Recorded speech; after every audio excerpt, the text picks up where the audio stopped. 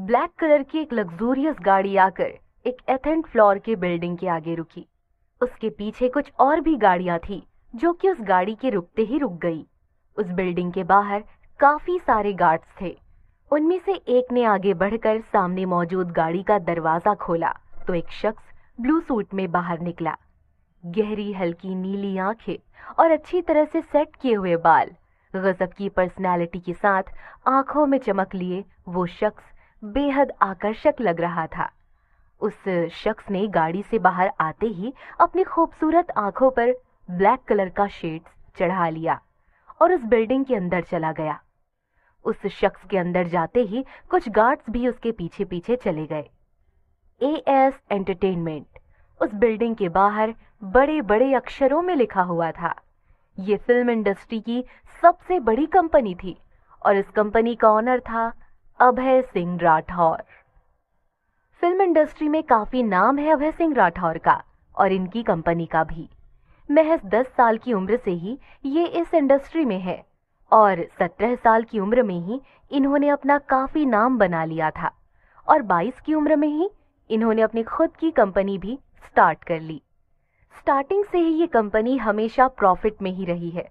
बहुत लोगों का सपना है कि वो यहाँ काम कर सके। अभय सीधे अपने कैबिन में गया। उसके सामने बहुत सारे रिज्यूमे थे, पर अभय ने उन्हें इग्नोर करते हुए अपने असिस्टेंट मान की तरफ देखते हुए पूछा, कुछ पता चला उसके बारे में? नो सर, ये बात पुरानी है और सिर्फ एक नाम के जरिए किसी को ढूंढना बहुत मुश्किल है। मान ने अपनी बात कही ही थी कि उसकी नजरें अभय की घूरती नजरों से जा मिली और उसने उसी पल अपनी नजरें झुकाते हुए जल्दी से फिर कहा, सॉरी सर, मैं जल्द से जल्द उसे ढूंढने की कोशिश करता हूँ। अभय ने फौरन मान को वहां से जाने के लिए कह दिया तो मान बिना एक पल गवाए वहां से चला गया। बाहर आते ही मान ने अपना फोन निकाला और तेजी से एक नंबर डायल करके उसने फोन कान से लगा लिया। तुम आखिर कर क्या रहे हो?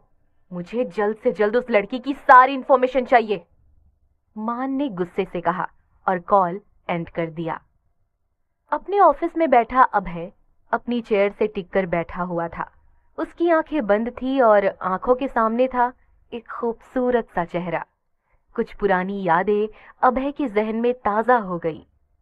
सड़क पर काफी ट्रैफिक लगी हुई थी और उसी ट्रैफिक में अभय की गाड़ी भी फंसी हुई थी। अभय काफी हद तक इरिटेट हो चुका था।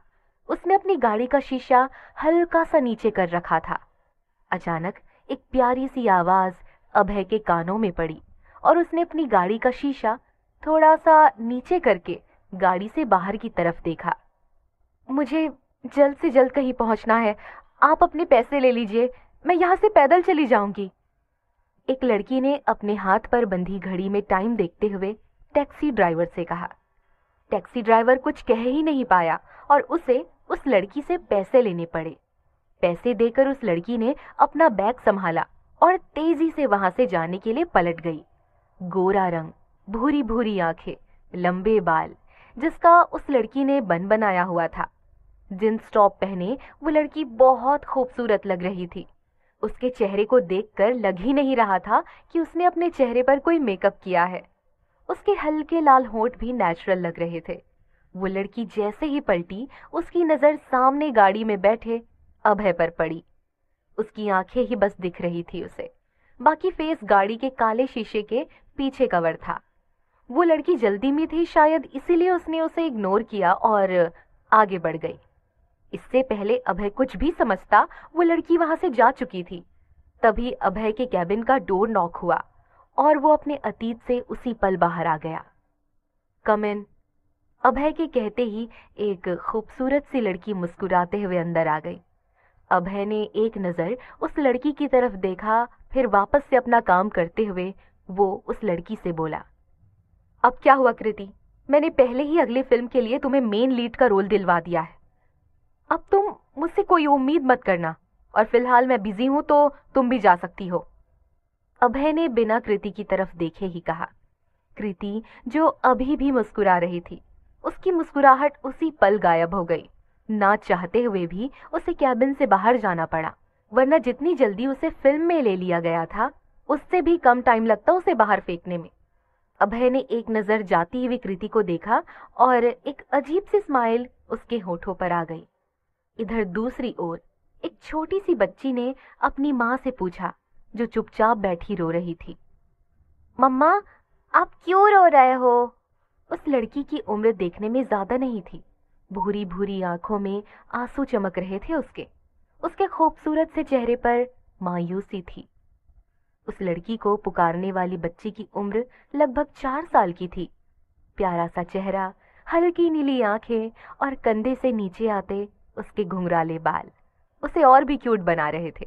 उसकी आवाज और शब्द दोनों साफ थे। अपनी बच्ची की आवाज सुनते ही उस लड़की ने अपने आंसू पोंछ लिए और उसके चेहरे से मायूसी भी जैसे गायब हो गई।